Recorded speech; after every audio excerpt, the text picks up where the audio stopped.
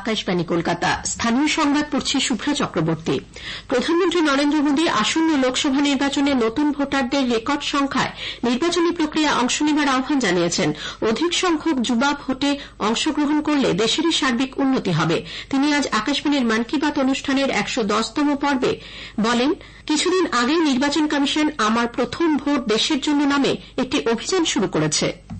मेरा पहला वोट देश के लिए, इसके जरिए विशेष रूप से फर्स्ट टाइम वोटर्स से अधिक संख्या में मतदान करने का आग्रह किया गया है। भारत को जोश और ऊर्जा से भरी अपनी युवा शक्ति पर गर्व है। हमारे युवा साथी चुनावी प्रक्रिया में जितनी अधिक भागीदारी करेंगे, इसके नतीजे देश के लिए उतने ही लाभकारी होंगे। मैं भी फर्स्ट टाइम वोटर से आग्रह करूंगा कि वे रिकॉर्ड संख्या में वोट करें। প্রধানমন্ত্রী দেশের অগ্রগতির কথা বলতে গিয়ে নারী জাগরণের কথাও উল্লেখ করেন। আসন্ন লোকসভা নির্বাচনের কথা মাথায় রেখে প্রধানমন্ত্রী বলেন, মার্চ মাসে আচরণবিধি জারি হওয়ার সম্ভাবনা রয়েছে। রাজনৈতিক মর্যাদা পালনের উদ্দেশ্যে আগামী ৩ মাস মন কি বাত অনুষ্ঠান সম্প্রচারিত হবে না। এরপর ১১১তম সংখ্যা দিয়ে শুরু হবে মন কি বাত। তিনি বলেন, এর থেকে ভালো আর কি হতে পারে। প্রধানমন্ত্রী সকলকে ধন্যবাদ জানিয়ে বলেন, তার সঙ্গে আবার নতুন উদ্যমে নতুন তথ্য নিয়ে যোগাযোগ হবে। মন কি বাতের উপলব্ধির কথা সোশ্যাল মিডিয়ায় পোস্ট করলে সার্বিক মানুষেরই কল্যাণ হবে। প্রধানমন্ত্রীর মন কি বাত অনুষ্ঠান শোনার জন্য আজ আয়োজন করা হয় বর্ধমানের ঐতিহ্যবাহী কার্জন গেটের সামনে। সন্দেশখালীর শেখ শাহজাহানের গ্রেপ্তারের দাবিতে জেলা বিজেপির যুব ও মহিলা মোর্চার শাখা গতকাল থেকে সেখানে ধর্ণা ও অবস্থান বিক্ষোভ করছে।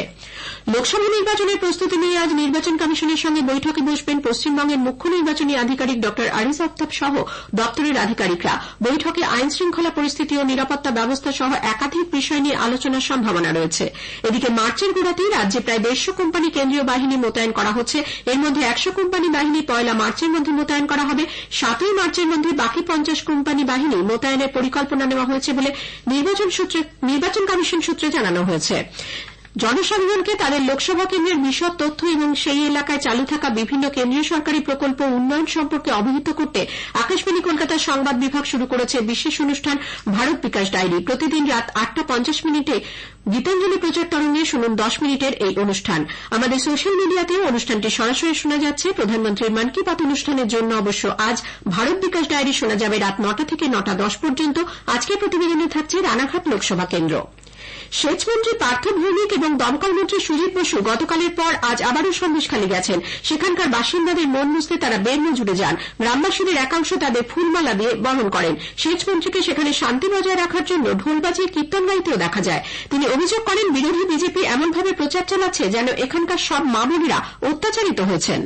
এক শ্রেণীর রাজনৈতিক দল এবং এক শ্রেণীর মিডিয়া যারা ভারতীয় জনতা পার্টি দ্বারা পরিচালিত এমন একটা করছে যে সন্দেশখালী সব মা বোনের উপর অত্যাচার হয়েছে এবং সেটা অন্য ধরনের নিশ্চিত করছে এবং অন্য ধরনের নিশ্চিত করা মানে আমার সন্দেশখালীর মা বোনকে অপমান করা। আমি আশা করব সন্দেশখালীর মা বোনেরা এর বিরুদ্ধে প্রতিবাদ করবে। এদিকে পুলিশকে ঘিরে গ্রামের মহিলারা আজও প্রবল বিক্ষোভে সামিল হয়েছেন বলে খবর।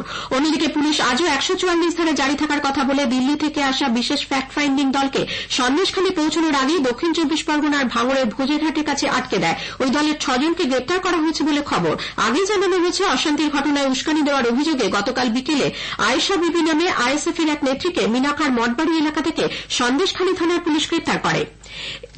এদিকে দিল্লি থেকে বাগডোগরা বিমানবন্দরে পৌঁছে বিজেপির রাজ্য সভাপতি সুকান্ত মজুমদার আজ সাংবাদিকদের বলেন, শেখ শাহজাহানকে গ্রেপ্তার করতে তৃণমূল পরিচালিত সরকার প্রথম থেকে চেষ্টা করেনি।